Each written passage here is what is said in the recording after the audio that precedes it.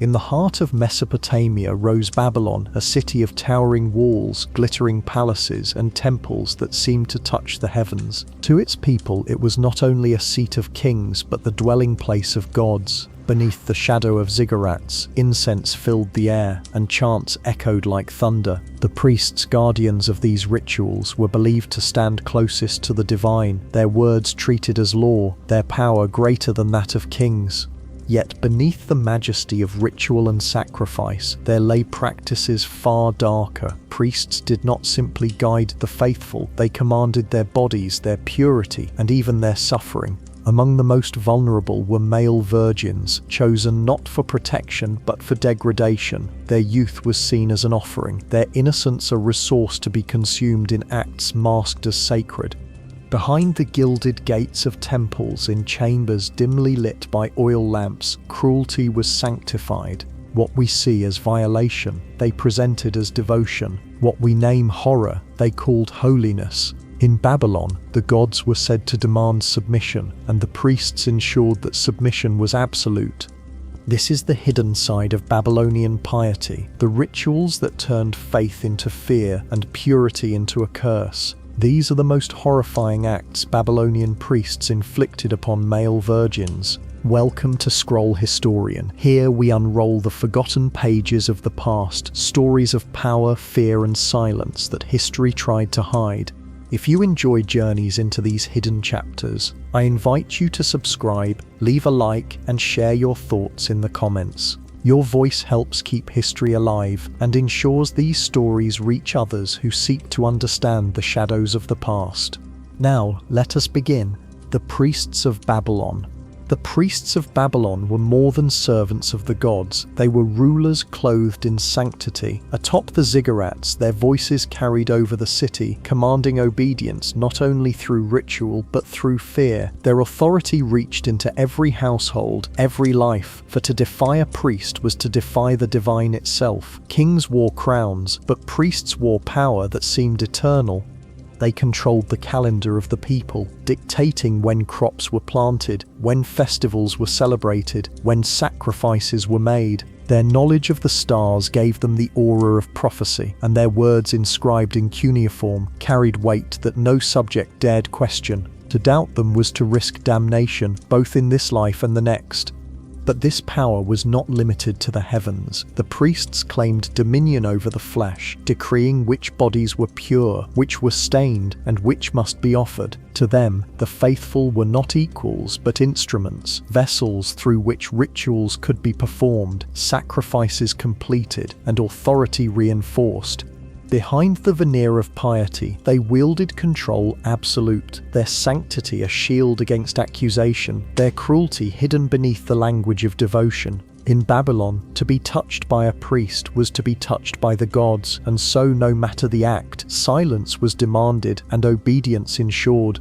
The rituals of Babylon were dazzling to the eyes of the faithful. Processions of priests clad in embroidered robes, chants rising like thunder, and smoke from incense curling into the sky. Yet behind this spectacle, another reality lurked, one that cloaked exploitation in sacred words.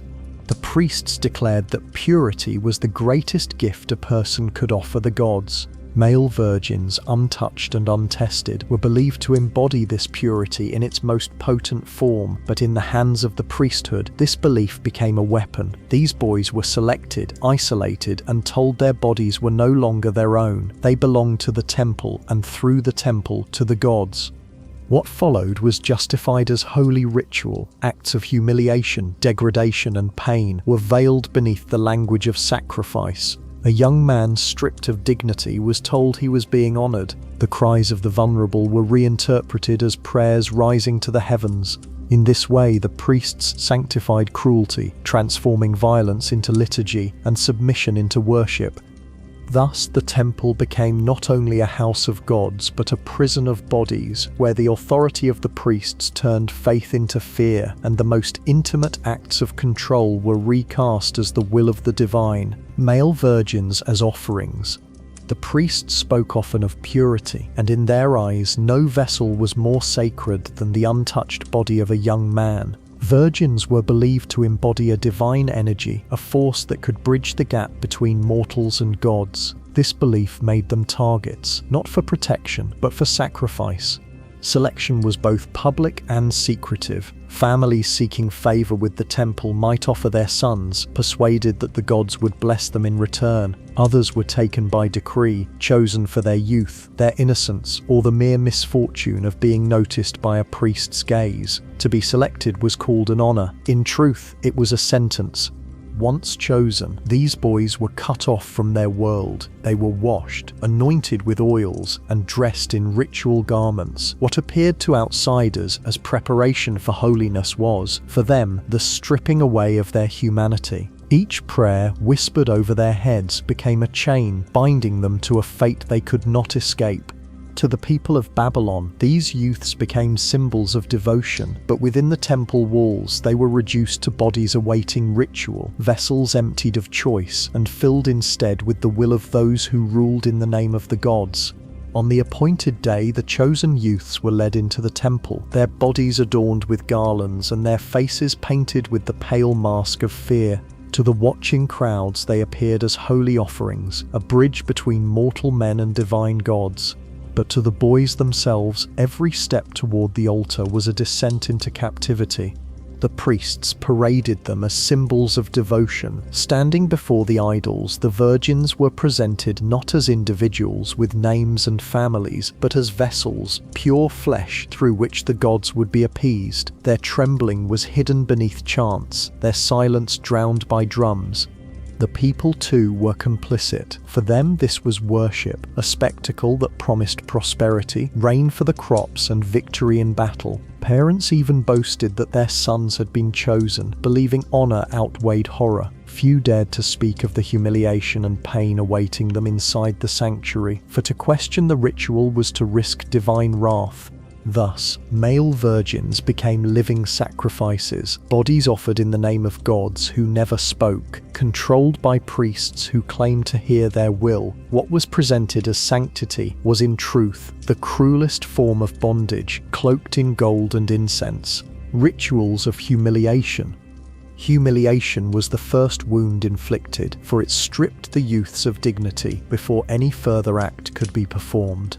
In Babylon, these rituals were staged as public displays, ensuring that fear would spread as effectively as faith.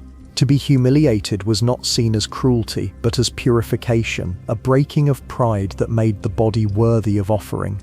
The boys were led before the crowds and commanded to remove their garments, their nakedness displayed as a spectacle of purity. What should have been a private shame was turned into ritual theatre, the priests chanting blessings while the people watched in reverent silence. Their trembling was reinterpreted as devotion, their tears as symbols of divine cleansing.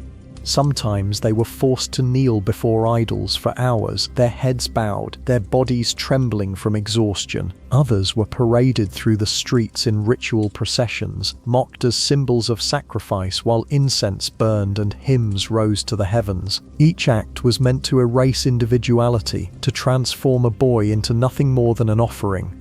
To those who watched, it was a sacred drama. To those who endured it, it was the annihilation of self. The ritual of humiliation ensured that by the time the greater acts began, the victims no longer belonged to themselves, but to the gods and to the priests who claimed to speak for them. Humiliation was not only endured, it was ritualized, repeated, until it became a tradition sanctified by time. Young men were forced to stand before gilded idols while priests recited prayers that spoke of purity and surrender, their voices drowning out the boys' silent terror. The act was framed as devotion, yet its true purpose was clear: to break their spirit before the crowd's approving eyes.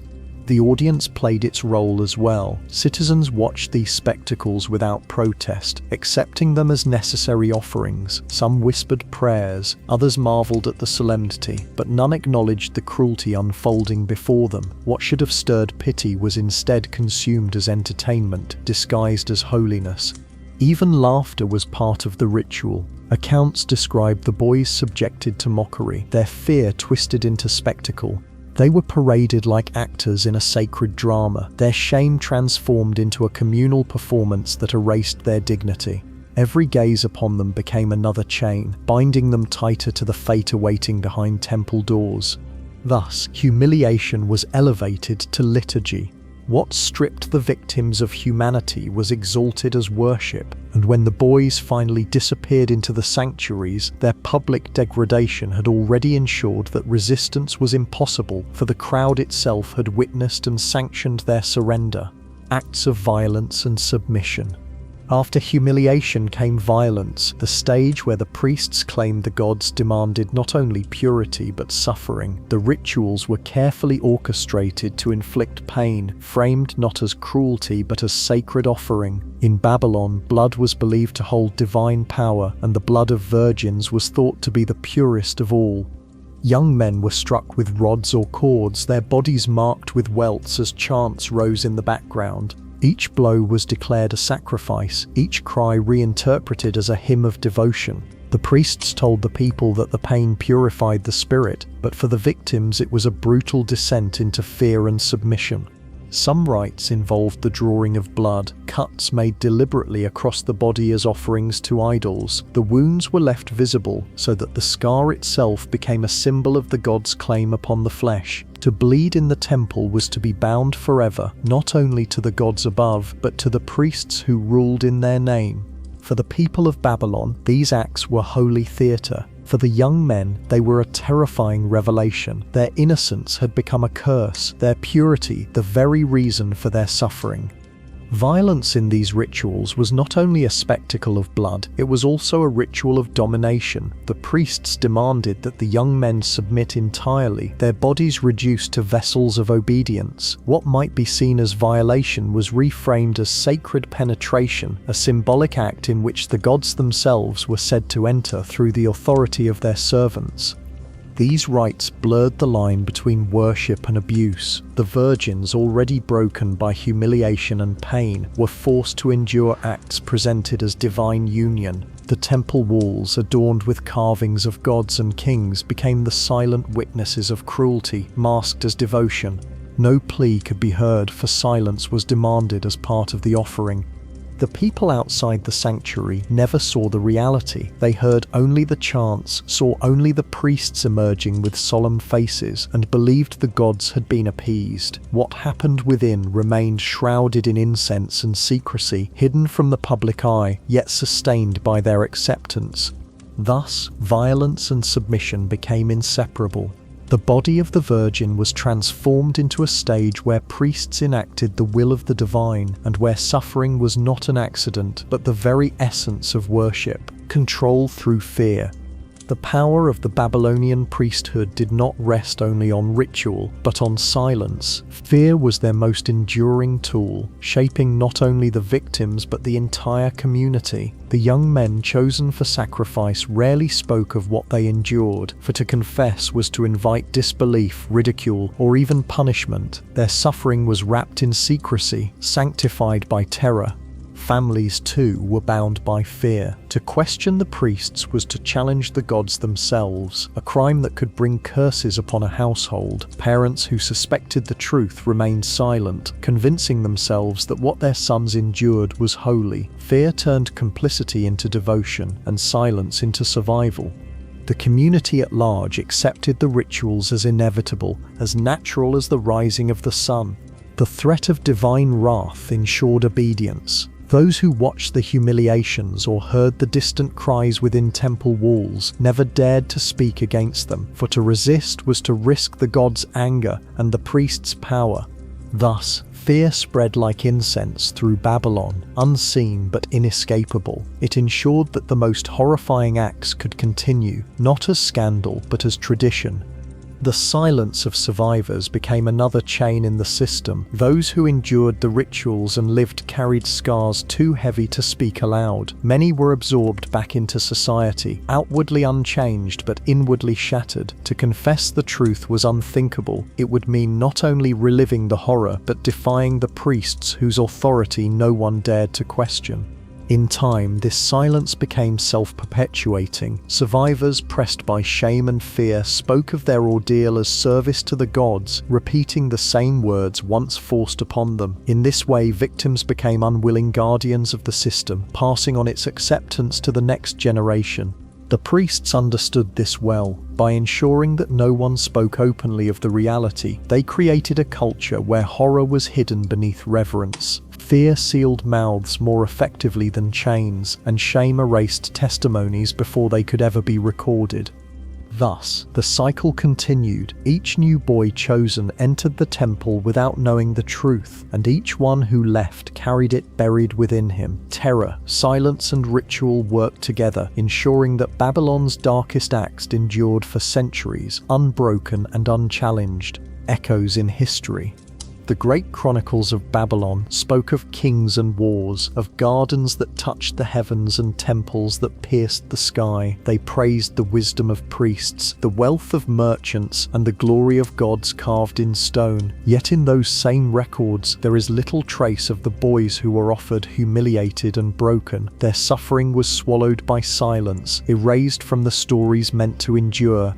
What remains are fragments, whispers from foreign observers, scattered lines in clay tablets, later accounts written by those who looked upon Babylon with suspicion. These echoes hint at rituals too disturbing to be written plainly, allusions to sacrifices wrapped in cautious words. Historians must read between the lines, piecing together what official memory sought to bury. Even in the ruins, the silence lingers. Stones that once bore witness to cries and chants stand mute, their surfaces eroded by centuries. The grandeur of Babylon's temples remains in legend, but the pain endured within their walls survives only as rumor, shadow, and speculation. Thus, history remembers the splendor of Babylon, but forgets the cost. The voices of the victims were silenced twice, once by priests in life, and again by the chroniclers who chose not to see. To reflect on these acts is to confront the duality of civilization. Babylon dazzled the world with its walls, its gardens, and its wisdom. Yet beneath the surface lay a cruelty wrapped in silk and incense. The priests, revered as guardians of the divine, used fear to transform innocence into sacrifice and silence into obedience. What was called holiness was, in truth, horror given ritual form. The memory of the male virgins endures not in names or monuments, but in the uneasy silence left behind. Their stories survive as shadows, warnings of what happens when faith is used not to uplift but to enslave. Each fragment, each whisper in the ruins, is a reminder that the cost of power is often hidden in the suffering of those deemed expendable. In the end, Babylon's glory collapsed into dust, its temples reduced to rubble, its gods forgotten, but the echo of its darkest rituals lingers, carried not by stone or script, but by the lesson it leaves behind, that when belief becomes a weapon, the innocent are the first to be sacrificed.